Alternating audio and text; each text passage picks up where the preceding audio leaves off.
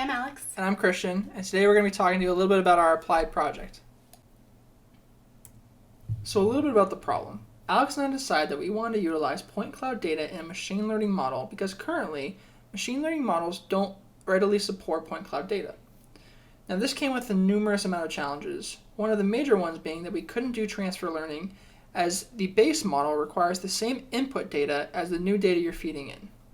We also decided that we wanted to pair object detection with IMU data to create some sort of primitive form of room mapping. So I mentioned that our model is taking in point cloud data, but what is that really? Well, all it is a grouping of XYZ coordinates that can be mapped to three-dimensional space. So in a conventional image, you'll have an X and a Y coordinate for a pixel. Well, in point cloud data, that pixel also carries with it a Z dimension. This Z dimension is the depth from the camera to that object.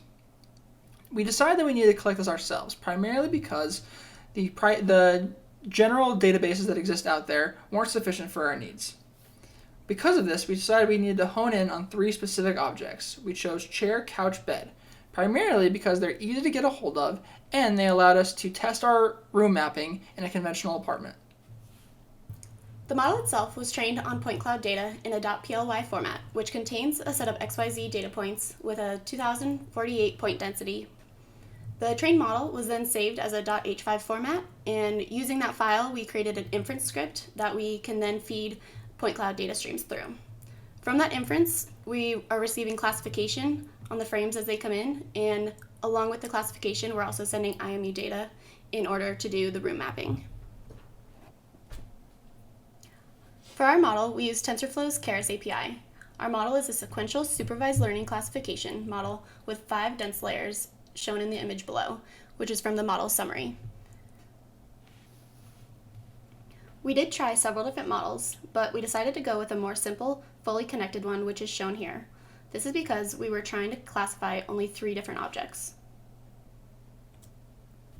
For training, we did a 20% validation split with our data. With a dataset this small, we would have ideally done transfer learning, but due to our point cloud data, there was no model to do transfer learning from. For our optimizer, we chose Atom, and for our loss function, we used categorical cross-entropy, which computes cross-entropy loss between labels and predictions. We chose that because it's commonly used for classification when there are 2 or more labels. For metrics, we chose accuracy, which calculates how often predictions equal labels, and we chose it because it is commonly used for classification. In the end, we had an accuracy of about 85%, which we consider to be fairly good given the limited size of our dataset, and that 33% accuracy would be considered guessing when there are only 3 classes.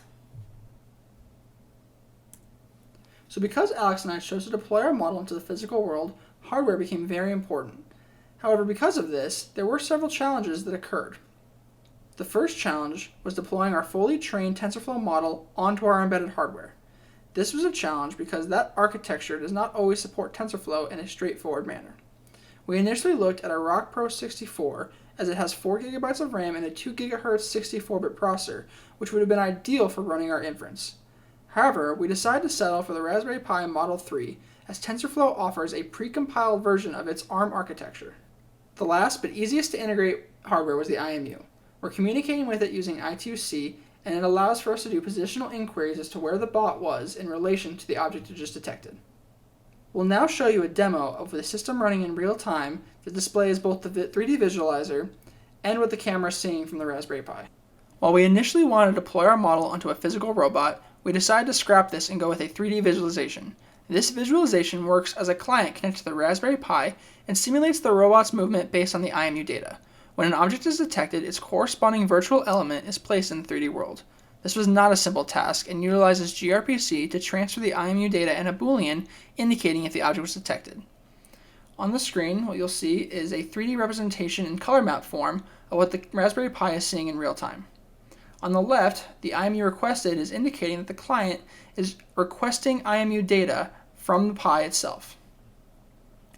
You'll see me at the bottom right holding a cluster of Raspberry Pis along with an IMU connected to a breadboard that is sending over its linear acceleration and gyro data to the top right client.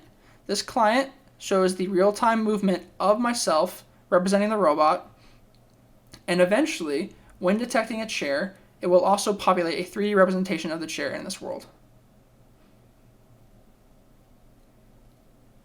It is important to mention that all of this is done in real time with fairly negligible network delays. So there, a chair just popped up into the 3D world space as eventually it was detected as a stable object in real life. Here you'll see the gyro sending over information about how I'm rotating. Unfortunately, it didn't get a complete 90-degree rotation. There is some inaccuracy there. And as I point the camera at the second chair, eventually it'll pop up into 3D space. There it is. Now, like I said, there are some network delays, but that's to be expected running so much on such a small Raspberry Pi. We also made a simple web app that allows a user to upload depth data and queue up several inference jobs.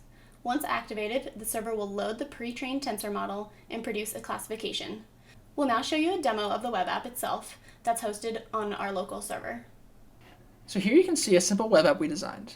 It's going to start off by requiring either a login or a sign up. So let me log into a test account we created. Put my password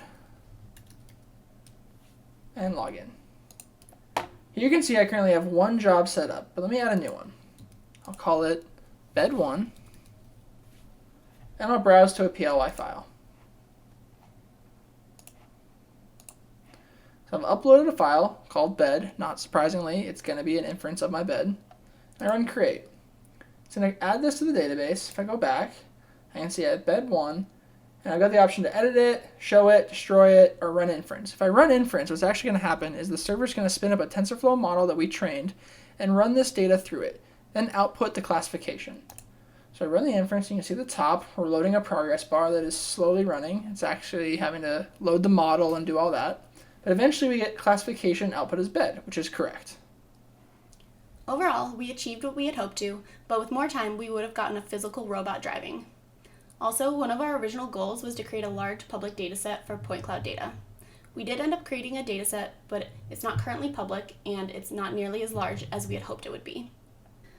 We see this having potential useful applications and hope to be able to apply it to more things in the future. Thank you for watching.